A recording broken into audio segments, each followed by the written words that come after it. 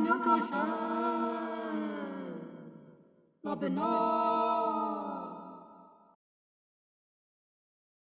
chào các bạn đã quay trở lại với channel YouTube Mọt Kim. Nếu các bạn đồng hành với gia đình nhà Mọt trong thời gian đủ dài thì chắc hẳn đã thưởng thức qua nhiều thể loại ma cỏ, kinh dị, tâm linh hay ám ảnh ngây ngất trong lòng người này đúng không nè? Chúng ta có ma Nhật, ma Tây hay thậm chí là ma Hồng Kông bên hông chợ lớn. Hôm nay để thay đổi khẩu vị, em gái Mọt mời mọi người làm quen với thể loại ít phổ biến hơn là ma dân tộc. Đúng vậy, các bạn không nghe lầm đâu. Ma quỷ cũng có màn phân loại theo địa lý, giống y chang con người đến từ các vùng miền khác nhau vậy á. Trong video ngày hôm nay, hãy cùng em gái Mọt tìm hiểu ngay câu chuyện trong A Drop of Your Blood để xem liệu con ma của người Hờ Mông đáng sợ đến cỡ nào nhé. Cũng từ câu chuyện ma tâm linh huyền ảo này mà một giả thuyết vô cùng đáng sợ xoay quanh lời thề máu được truyền lại xa xưa đã bị tiết lộ. Đó là giả thuyết gì vậy ta? Thôi thì không suy đoán nữa, hãy đến ngay với A Drop by Your Blood để tìm hiểu câu chuyện này nhé. A Drop of Your Blood là tựa game nhập vai kinh dị xoay quanh văn hóa Đông Nam Á do Fuker phát triển từ năm 2020. Hiện tại trò chơi này đã có 2 phần demo và nhận được sự ủng hộ nhiệt tình của các game thủ trong nước và quốc tế. Lấy bối cảnh về dân tộc thiểu số Hờ Mông, câu chuyện trong trò chơi bắt nguồn từ một điển tích có thật của người Hờ Mông, gọi là lời thề máu. Nếu nói lời thề trong hôn lễ sẽ ràng buộc cặp đôi yêu nhau đến khi họ lìa đời, thì lời thề máu sẽ theo họ đến cả sau khi đã chết. Lời thề máu được thực hiện khi một cặp đôi uống máu của nhau và thề nguyện sẽ ở cạnh nhau trọn đời. Nếu nói đơn giản thì phân cảnh uống máu ăn thề mà chúng ta thấy trong cảnh kết nghĩa vườn đào của Tam Quốc Chí cũng là một dạng lời thề máu. Tuy nhiên, lời thề này thường bị những người già bảo là không được dùng vì nó có sự ràng buộc rất lớn đến linh hồn. Một khi đã thề thì những người tham gia lời thề sẽ bị gắn chặt với nhau. Nếu một trong hai người yêu nhau chết sớm, linh hồn của họ sẽ bị giữ lại trên dương gian cho đến khi người yêu của họ qua đời. Vậy nên có những người thường truyền tai nhau rằng nếu trong cặp đôi lập lời thề máu có một người qua đời thì người còn lại sẽ bị linh hồn của người yêu dắt đi cùng chết với mình. Dựa theo điển tích đó và kết hợp thêm nhiều yếu tố truyền thuyết tâm linh, A Drop of Your Blood đưa ta tham dự đám tang của một cô gái trẻ người Hờ Mông. Tại đó, ta vô tình mở ra cánh cửa linh hồn, những chuyện kỳ lạ liên tục cứ diễn ra ngay sau đó. Demo 1. Mở đầu trò chơi là lời dẫn hệt như lời thề của một cô gái với người mình yêu. Giống như mấy cặp yêu nhau thường thề thốt rằng: anh hứa anh sẽ yêu mình em, anh hứa ngoài em ra anh sẽ không còn ai khác. Cô gái này cũng thề rằng kiếp này sẽ chỉ yêu một mình chàng trai. Anh và cô đã lập lời thề máu, có trời đất chứng giám, mãi mãi sẽ không chia lìa. Như Mọt đã nói ở trên, lời thề máu đã có từ xưa và ta cũng có thể dễ dàng bắt gặp nó ở bất cứ nền văn hóa của các dân tộc khác. Tuy nhiên, khi xã hội càng phát triển thì người ta lại càng không xem trọng những lời thề. Đối với họ đó chỉ là lời nói gió bay, thề rồi vẫn rút lại được. Vậy nên dẫn đến việc những đôi trai gái yêu nhau thường thề cho sướng miệng mà không nhận thức được rằng lời thề đó có sức nặng đến thế nào. Sau khi dòng giới thiệu kết thúc, ta sẽ thấy cảnh người đàn ông tên Shiji đang bị trói trên một cây cọc gỗ đặt trong rừng. Shiji là một thầy phù thủy, nhưng có lẽ vì thất bại trong việc xua đuổi một hồn ma, ông ta đã bị trói ở trên này. Ở đoạn đầu ta có thể nghe thấy hồn ma kia đang hả hê với chiến thắng của mình. Nó nói với thầy phù thủy rằng ông ta sẽ không thể nào ngăn cản được nó đâu, bởi vì thù hận trong nó vẫn chưa được hóa giải nên nó sẽ bất tử cho đến lúc đó. Qua những đoạn đối thoại, ta có thể thấy Shiji đã từng cố gắng giúp hồn ma này siêu thoát nhưng không thành. Hồn ma đó bị những cảm xúc tiêu cực bủa vây, cuối cùng trở thành một ác quỷ mà ta thấy trong trò chơi. Trong lúc người chơi đang căng mắt lắng tai nghe xem chuyện gì xảy ra tiếp theo, thì trò chơi lại chuyển cảnh đến một đám tang ở thời điểm 100 năm sau. Và đây cũng là khởi đầu của phần demo. Chúng ta sẽ được hóa thân vào một chàng trai tên Chinu, được mời tham dự đám tang của một cô gái. Mà khi lia camera đến tấm ảnh thờ của cô gái kia, mà phải thốt lên rằng nhà này cũng xì tin dữ. Tôi sống năm nay hơn 70 tuổi mà chưa thấy cái nhà nào để cái hình thờ sành điệu vậy luôn. Sau khi làm lễ cúng bạn mình xong, có lẽ do hệ tiêu hóa biểu tình nên Chinu đã phải vào nhà vệ sinh giải quyết nỗi buồn. Lúc này Chinu đã chuẩn bị vào tư thế thì đèn của nhà vệ sinh bỗng nhiên nhấp nháy. Bỗng dáng một cô gái đi đến và đập cửa đòi Chinu mở cửa, trong khi cái kẽ hở bên dưới toilet dư sức để một người chui vào. Mọt nghĩ chị gái này làm ma mà cũng có học thức dữ lắm, chứ bình thường muốn bắt là chui hẳn từ dưới vào cho nó gọn lẹ, gõ cửa chi cho cồng kềnh. Anh chàng Chinu của chúng ta lúc này hẳn là suy nghĩ, cái chị gái ngộ ha, người ta đang đi toilet mở cửa ra cho chị coi hay gì. Là một người đàn ông có tâm lý bình thường, Chinu bảo không. Thế là chị gái kia đành bỏ đi. Để khi bóng dáng của cô gái kia biến mất, Chinu đi ra ngoài kiểm tra thì bà anh ta đã đến và bảo anh đi đảm nhận nhiệm vụ thổi kèn trong đám tang người đã mất. Theo quan niệm của người Hờ Mông, nếu ngã trong lúc thổi kèn đám ma thì hồn sẽ lìa khỏi xác và lạc sang thế giới bên kia. Và nhân vật chính vì thổi quá hăng nên đã trượt chân té ngã, nhận luôn một vé đăng xuất khỏi thế giới loài người. Khi ngồi dậy, Chinu đã được chào mừng đến thế giới của linh hồn. Tấm ảnh thờ của cô gái vốn đang nhìn thẳng giờ đã cúi gằm mặt xuống. Nắp quan tài đóng lại và mọi người xung quanh thì bất động. Chinu không thể đi ra ngoài hay sang một số căn phòng khác vì linh hồn hiện tại của anh quá yếu. Sau một hồi đi lòng vòng trong vô định, nhờ có ánh hào quang nhân vật chính nên Chinu đã được một hồn ma chỉ dẫn.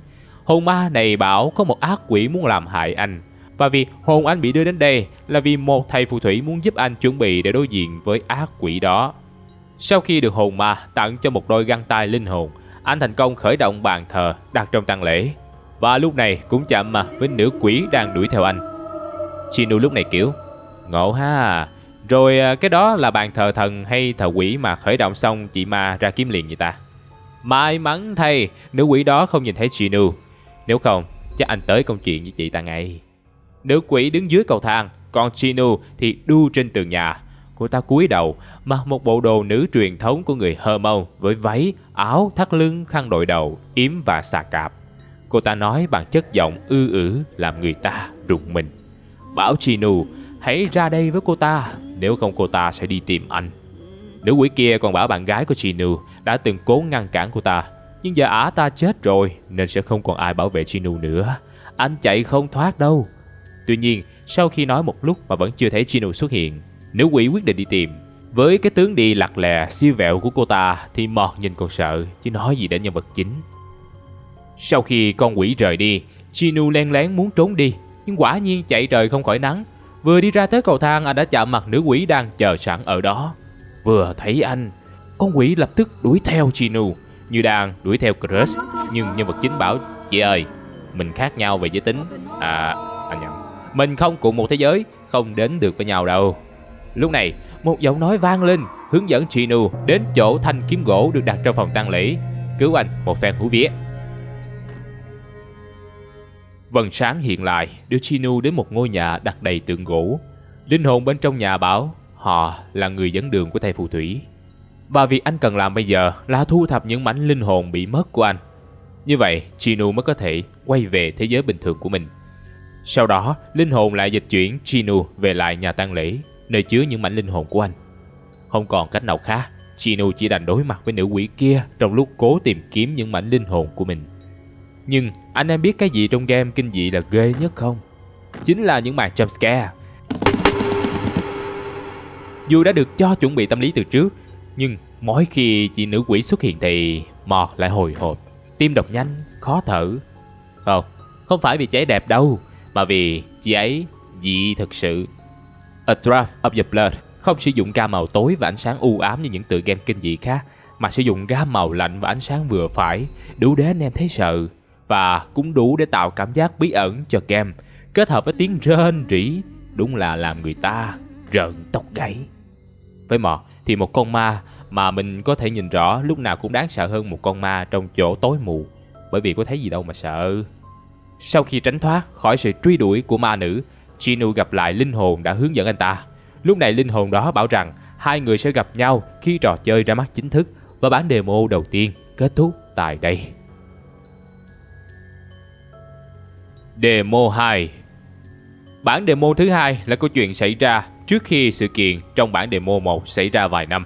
Ta có thể thấy Fuker đã cải thiện về mặt đồ họa rất nhiều, tạo cảm giác chân thật hơn cho người chơi. Nhân vật chính Chinu lúc này đang đi lang thang trong rừng vào buổi đêm để gặp bạn gái Gauchi của mình. Có vẻ như tình cảm của hai người không được gia đình ủng hộ, nên Chinu chỉ có thể lẻn vào làng của Gauchi và trò chuyện với cô vào buổi đêm. Trên đường đi, Chinu nghe thấy có tiếng khèn. Vừa đi, anh vừa tự hỏi, thằng điên nào thổi khèn vào đêm hôm khuya khoắt thế này hả? Đến nhà của Gao-chi, anh và cô cùng trò chuyện ngoài hiên nhà. Gao-chi có nhắc rằng Chinu đừng thổi kèn buổi khuya nữa. Nhưng Chinu ngạc nhiên, bảo anh có thổi đâu, đứa nào thổi đấy chứ. Cặp đôi nghe đến đây đã thấy có chỗ nào đó sai sai rồi, nên không nói về chủ đề này nữa. Trước khi Chinu về, Gao-chi đã nhờ anh ra sau nhà lấy đai lưng cho cô. Chinu chiều bạn gái nên làm theo, nhưng vừa lấy xong, anh lại thấy một cái đầu người phụ nữ đang núp ở vách nhà nhìn. Thế nhưng khi Chinu đến kiểm tra thì người phụ nữ đó lại biến mất, làm anh tưởng mình gặp ảo giác. Đưa đai lưng cho Gao-chi xong, Chinu cũng tạm biệt cô về nhà. Trên đường về, anh phải đi xuyên qua cánh rừng. Tại đây, anh nghe thấy tiếng khóc và chạm mặt một hồn ma nữ đang trèo vất vưởng trên cây. Nhưng may mắn thay, nó không làm gì Chinu cả. Vậy nên, anh có thể bình an vô sự quay về nhà. Mấy đêm sau nữa, Chinu lại đến gặp Gao-chi vào buổi đêm và anh cũng liên tục gặp những chuyện kỳ quái. Chẳng hạn như con rắn nằm chết chắn ngang đường. Một hồn ma đứng trong cánh đồng dõi theo anh. Nhưng kinh khủng nhất là một hồn ma nằm giữa đường không cho Chinu đi qua. Nếu là người bình thường, chúng ta chỉ cần tìm đường khác hoặc lách qua mấy chỗ trống gần đấy. Nhưng không, Chinu lại lựa chọn một pha xử lý cồng kềnh hơn, là tìm mấy tấm ván xếp lại thành một cây cầu bắt ngang qua con ma. Nhìn cảnh bạn ma bị mấy tấm ván gỗ đè lên giấy đạch mà Mọt muốn cạn lời với thanh niên này luôn. Chưa dừng lại ở đó, trên đường về nhà, Chinu còn chạm mặt một hồn ma nữ cao liêu xiêu đang đi tìm một người tên Sap. Có vẻ như cô ta đã bị Sap lừa một chuyện gì đó dẫn đến tử vong, vậy nên cô ta ôm hận quay về tìm anh. Nhờ núp sau tảng đá, Chinu thành công qua mặt được hồn ma kia và trở về nhà an toàn. Đêm tiếp theo, Chinu đến tìm Gao-chi thì thấy một người có bộ dạng giống bạn gái anh đang lảng vảng quanh nhà. Nghĩ rằng người đó là Gao-chi, Chinu đã bám theo cô đến một căn nhà bị bỏ hoang trong làng và tìm thấy một căn hầm bí mật ở đó. Tuy nhiên, sau khi bám theo người đó vào căn phòng, Chinu phát hiện ra đó không phải bạn gái anh, mà là một con quỷ với dáng đi dặt dẹo như phê thuốc quá đà. Mà nếu các bạn để ý thì đây chính là con quỷ đã tìm Chinu ở bản demo đầu tiên. Trong không khí u ám kèm theo tiếng rên như thì thầm mùa xuân của con quỷ, làm người chơi phải lạnh tóc gáy. Chinu quyết định phải trốn ra khỏi nơi này càng sớm càng tốt. Tuy nhiên, việc trốn đi đâu có dễ thế. Vì nhà làm game muốn cho người chơi phải đối mặt với con quỷ, nên dù có một lối ra khác ở ngay trước mặt, nhưng Chinu lại không thoát ra bằng lối đó mà xử lý vô cùng cồng kềnh bằng cách đi ra solo Yasuo với con quỷ để chạy trốn. Trong quá trình này, anh cần trốn tầm mắt con quỷ và treo một cái khung gỗ tự chế lên sau lưng nó.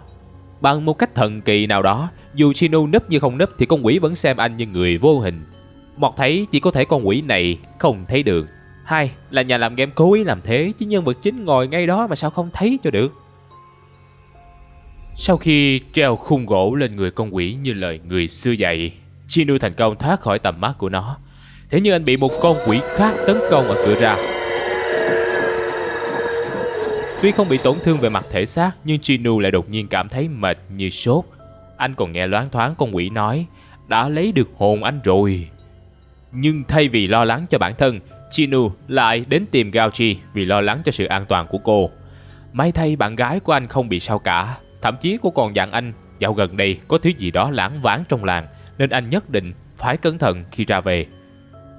3 ngày sau, Chinu quay lại thăm Gao-chi thì nghe thấy tiếng cô ho khan. Lo lắng người yêu mình bị bệnh, Chinu lập tức gõ cửa hỏi xem thế nào. Giọng của Gao-chi có vẻ vô cùng ngạc nhiên. Cô hỏi sao Chinu lại quay về? Không phải anh mới đi sao? Câu nói này của Gao-chi làm Chinu sượng cứng người. Rõ ràng anh chỉ mới vừa đến đây thôi. Vậy người mà Gao-chi nói là ai? Chẳng nhẽ bạn gái anh cấm sừng anh à? Nhưng chưa dừng lại ở đó, Gao-chi còn nói một chuyện làm Chinu sợ hơn. Cô bảo rằng 3 ngày qua, hôm nào anh cũng đến đây thăm và trò chuyện cùng cô. Nhưng 3 ngày vừa rồi vì quá bận nên Chinu không hề đến đây. Gao-chi nghe Chinu giải thích thì nhận ra có chuyện không hay. Thế nhưng cô lại nói dối và lấp liếm rằng có lẽ do cô vì quá nhớ anh nên ngủ mơ, nên tưởng anh đến thăm cô thôi. Anh đừng suy nghĩ nhiều làm gì. Chinu nửa tin nửa ngờ, nhưng vẫn trò chuyện cùng bạn gái một lúc lâu. Đến khi về, anh hứa mình sẽ tranh thủ đến thăm Gao-chi khi có thể và dặn cô giữ gìn sức khỏe, vì hôm nay anh cảm thấy cô không được khỏe lắm. Sau buổi hôm đó, vì có việc nên 5 ngày sau Chinu mới đến tìm Gao-chi, Nhưng thay vì vui vẻ trò chuyện như trước, Gao Chi lại bảo anh mau chóng rời khỏi đây ngay. Ban đầu Chinu cứ nghĩ bạn gái đang giận vì lâu quá không đến nên lập tức dỗ dành cô, nhưng thái độ của Gao Chi vẫn rất quyết liệt, thậm chí thành khẩn bảo anh hãy mau chóng rời khỏi nơi này càng sớm càng tốt. Thế nhưng khi Chinu bắt đầu hoảng sợ, Gao Chi lại thay đổi thái độ. Cô bảo vừa rồi mình chỉ đùa thôi và mời anh vào nhà. Đây là lần đầu tiên Chinu vào nhà Gao Chi vào ban đêm, bởi vì những lần trước cả hai chỉ trò chuyện cách một bức vách bằng gỗ mà thôi. Khung cảnh trong nhà tối om, không hề có một ánh đèn. Chinu chỉ có thể lờ mờ nhìn thấy Gao Chi đang đi một cách dặt dẹo đến chiếc ghế gần đó và mời anh ngồi đối diện mình. Khi Chinu hỏi thì Gao Chi bảo là do cô bị thương ở chân nên mới đi cà nhắc như vậy chứ không có gì đâu. Cả hai ngồi trò chuyện một lúc thì Chinu phát hiện bạn gái mình hôm nay có cái gì đó lạ lắm. Bất chợt anh nghe thấy giọng nói của Gao Chi vang lên trong đầu mình. Cô bảo rằng anh đang nằm mơ. Người ngồi đối diện anh không phải là cô mà là một con quỷ. Khuyên anh mau chạy đi. Nếu để nó bắt lại anh sẽ không thể chạy được nữa. Dù không muốn tin nhưng Chinu cảm thấy được người đang ngồi trước mặt anh không phải Gao Chi. Vậy là anh lấy cớ muốn đi vệ sinh để chạy trốn. Con quỷ muốn chắc rằng Chinu không bỏ đi nên đã bảo anh cầm theo một sợi dây. Nhân vật chính của chúng ta đã cột sợi dây đó vào cột nhà để lừa con quỷ, sau đó co giò bỏ chạy khỏi ngôi làng. Chờ một lúc lâu không thấy Chinu quay lại, con quỷ nhận ra mình đã bị lừa, lập tức đuổi theo Chinu vào rừng. Trong rừng, một người bí ẩn đã giúp Chinu thoát khỏi sự truy đuổi của con quỷ. Người bí ẩn đó bảo là do lỗi của ông ta, vậy nên ông ta sẽ giúp Chinu thoát khỏi con quỷ đó. Mà lúc này ta mới biết được con quỷ mặc váy đang đuổi theo Chinu thật ra lại là đàn ông, vì người bí ẩn đã gọi nó là hắn. Tuy được sự trợ giúp của người bí ẩn, nhưng người tính không bằng trời tính. Chẳng bao lâu sau, con quỷ tìm thấy Chinu. Nó muốn Chinu đi theo nó, nhưng Chinu lại bảo không bé ơi. Ngay lúc này, con quỷ muốn tấn công Chinu. Hai vị thần bảo vệ và người bí ẩn đã xuất hiện. Vậy nên nó đành bỏ đi và nhắn lại rằng mình sẽ còn quay lại. Phần demo thứ hai cũng khép lại tại đây. Giả thuyết. Vậy là các anh em đã cùng Mọt trải qua 2 phần demo của tựa game A Drop of the Blood, lấy bối cảnh từ nền văn hóa của người dân tộc Hờ Mông rồi. Không biết anh em thấy sao chứ Mọt thấy hơi ghê rồi đó. Tuy rằng đồ họa khó có thể vượt qua những tựa game khác đang nổi trên thị trường, nhưng phần âm thanh và chuyển động thì khiến người ta phải rợn tóc gáy. Những tiếng rên rỉ u uất làm rất chân thực. Cách những con ma trong trò chơi chuyển động cũng tạo cho người ta cảm giác quái dị và sởn gai óc. Phần gameplay của trò chơi cũng không đặt nặng về phần giải đố, mà giống lối chơi của trò Slenderman đã quá nổi tiếng. Nên thú thật thì Mọt cảm thấy phần gameplay vẫn chưa đặc sắc cho lắm, và cách nhà làm game lồng tiếng cốt truyện hơi vụng về. Do hiện tại đây mới chỉ là bản demo, chủ yếu là khoe về gameplay và đồ họa, nên chúng ta vẫn chưa thể có cái nhìn toàn diện về tổng thể cốt truyện của game. Tuy nhiên, trong cả 2 phần demo, nhà làm game đã lồng rất nhiều chi tiết mà Mọt nghĩ sẽ có liên quan đến cốt truyện sau này. Đầu tiên là về lời dẫn mở đầu của tựa game. Ta có thể đoán được đây đại khái là câu chuyện về một cặp đôi đã thực hiện lời thề máu mà không nhận ra sức nặng của lời thề ấy. Kết hợp điều đó với việc con quỷ cứ liên tục đuổi theo nhân vật chính Chinu, Mọt đoán rằng có thể cặp đôi chính là con quỷ đó và Chinu, hay đúng hơn là Chinu ở kiếp trước. Trong lúc nói chuyện với thầy phù thủy Shiji, con quỷ có nhắc đến một người tên Eon đã chết. Có khả năng Chinu chính là kiếp sau của Eon. Đồng thời, người bí ẩn đã cứu Chinu ở đoạn cuối có khả năng chính là Shiji. Ông ta từng nói rằng vì Chinu bị truy đuổi là do lỗi của ông ta. Khả năng cao ông ta cũng biết về chuyện của Chinu và con quỷ trong quá khứ. Mọi nghĩ có lẽ sau khi lập lời thề máu, con quỷ gặp sự cố gì đó nên chết trước. Eon không muốn bị chết theo nên đã tìm đến Shiji nhờ ông phá bỏ lời thề ấy. Sau khi dùng hết sức lực, Shiji chỉ có thể tạm thời trấn áp được con quỷ đó chứ không thể hoàn toàn làm nó biến mất. Một thời gian sau, con quỷ lấy lại được sức mạnh và tấn công Shiji. Nhưng lúc này Eon đã qua đời và nó không thể tìm thấy linh hồn người yêu của mình. Eon sau khi chết thì đầu thai thành Chinu. Con quỷ biết được chuyện này nên mới đuổi theo Chinu bằng mọi cách. Còn về phần Shiji, tuy ông ta đã bị con quỷ sát hại nhưng chưa có bằng chứng chứng minh rằng ông ta đã chết. Có khả năng sau cuộc chiến đó, Shiji đã bị thương nghiêm trọng nên ông phải đi xa để tịnh dưỡng một thời gian. Không có sự bảo vệ của Shiji, con quỷ bắt đầu được cớ lộng hành. Biết được Chinu đã mang lòng yêu một cô gái tên Gao Chi trong làng, nó đã tìm cách dụ dỗ và bắt hồn Chinu. Việc này không may để bị Gao Chi phát hiện, vậy nên con quỷ tìm cách trừ khử cô. Đầu tiên, nó giả dạng thành Chinu đến trò chuyện với cô hàng đêm để học theo điệu bộ của Gao Chi. dễ bề lừa Chinu. Mà anh chàng Chinu này vì tò mò nên đã mắc phải bẫy của con quỷ ấy, lén theo nó xuống cái hầm bí mật rồi bị đó bắt hồn đi mất. Mà Mọt đoán có khả năng căn nhà bị bỏ hoang trong thôn chính là căn nhà mà con quỷ đó từng ở lúc còn sống. Sau khi biến cố ở bản demo phần 2 xảy ra, Mọt nghĩ Gauchi đã qua đời, nguyên nhân là bị con quỷ giết hại, mà đám tang chúng ta đang đến tham dự có khả năng chính là đám tang của Gauchi. Lần này, để bảo vệ Chinu, thầy phù thủy Shiji đã đưa cậu ta vào một không gian khác nhằm hướng dẫn cậu ta cách đối mặt và chống lại con quỷ ấy. Bởi suy cho cùng, muốn gỡ chuông thì phải tìm người buộc chuông. Nếu kiếp trước của Chinu chính là người đã lập lời thề máu với con quỷ kia thì việc này chỉ có anh mới giải quyết được mà thôi. Câu chuyện trong trò chơi có lẽ chính là hành trình Chinu tìm cách phá giải hoặc trả giá cho lời thề khi xưa. Và đó là giả thuyết của Mọt về tựa game A Drop of Your Blood. Ngoài ra, trong lúc đọc bình luận trên Steam, một người chơi của gia đình làm thầy cúng Hầm Ông đã bình luận rằng ông bà anh ta bảo những đoạn nhạc và câu kinh dùng trong trò chơi có khả năng chiêu dụ những thứ tà ác đến nhà. Vậy nên hãy chắc chắn rằng bạn không chơi tựa game này vào buổi đêm, hoặc có thể thì hãy tắt âm thanh đi nha. Nhớ đâu có chuyện gì xảy ra thì ai mà biết được, đúng không? Vậy anh em nghĩ thế nào về tựa game này? Nếu có bất kỳ giả thuyết nào khác với những gợi ý trên, anh em hãy để lại bình luận cho Mọt biết nha. Và cũng đừng quên, Mọt còn rất nhiều video hay đang chờ anh em khám phá đó, sẽ được lên sóng vào lúc 12 giờ trưa, thứ 3, 5, 7, Chủ nhật hàng tuần. Cuối cùng, anh em hãy nhấn vào nút like, subscribe cũng như nhấn nút chuông thông báo bên dưới để không bỏ lỡ những video tiếp theo của Mọt nha. Xin chào và hẹn gặp lại các anh em ở những video sau.